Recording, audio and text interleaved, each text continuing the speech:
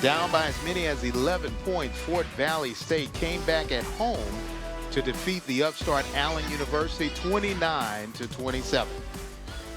James Verrett along with Tyrone Poole. And Tyrone, what we saw was a resilient Fort Valley team because they could have folded because Allen was really playing good in the first half. Yeah, what we saw was a Fort Valley team that was the first time doing this 2022 campaign that they had to play from behind.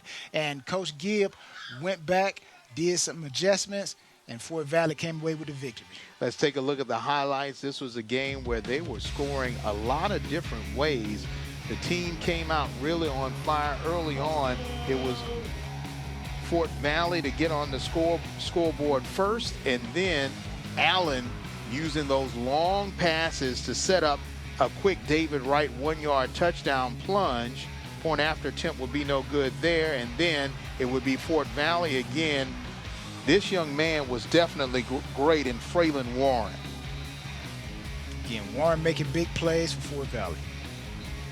Field goal would make the game 10-7 in favor of Fort Valley, and then Harrington and company would take over for Allen University as they would take the lead and expand the lead by throwing the ball long, finding Jamal Jones, their speedy wide receiver, and then quickly in the back of the end zone, a touchdown score there to expand the lead to 19-10. But the second half, it would be Fort Valley's opportunity to shine.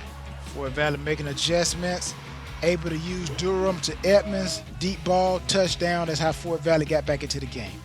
Now, Allen wouldn't go away quietly. Jamal Jones, the speedster, would finally get on the scoreboard. And then it would be Durham finding his receiver, and Fraylin Warren Jr. made a name for himself today. Another big play by Fort Valley offense. Durham with the keeper for the score, and the defense for Fort Valley would take over at that point, Tyrone. Putting pressure on the quarterback, taking away what Allen University was doing in the first half. 29-27 as we take a look at the stats. I mean, this was pretty much a second half dedicated to the Wildcats offense. What you call making adjustments, James. You go in at halftime, you find out what's not working, you get rid of it, and you make sure you stay with what is working. And Fort Valley found a way to come back. This is a character victory here. That's what they call a character victory. You were down, you make adjustments, and you're able to pull out the victory at the end. So this victory is going to go a long ways in this 2022 campaign for the Wildcats. Happy to be joined by victorious Sean Gibbs. Coach Gibbs, whatever you told your team at halftime worked. What adjustments did you make, and how happy are you to be 3-0? I'm extremely happy to be 3-0. We just told the guys that we had to go out and play our game and execute offensively and defensively. And I think we did that for the most part. You know, I would rather play games that aren't as close as this, but I think we're learning how to win close games, so that shows some growth in the program. So all wins are hard, so we'll take it. Well, Coach, is it too early to start talking about playoffs? Is it too early?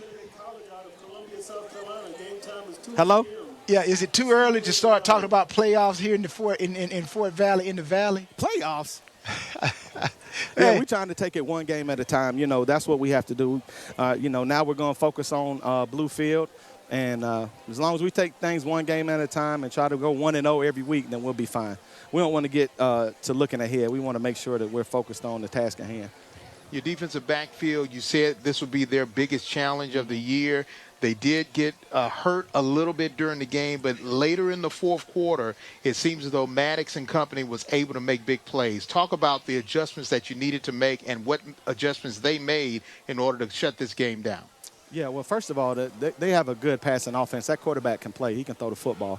And they got some receivers that can make some plays, and we knew that coming into the game. But, you know, we just had to make sure that we got our young DBs to understand we got to keep things in front of us.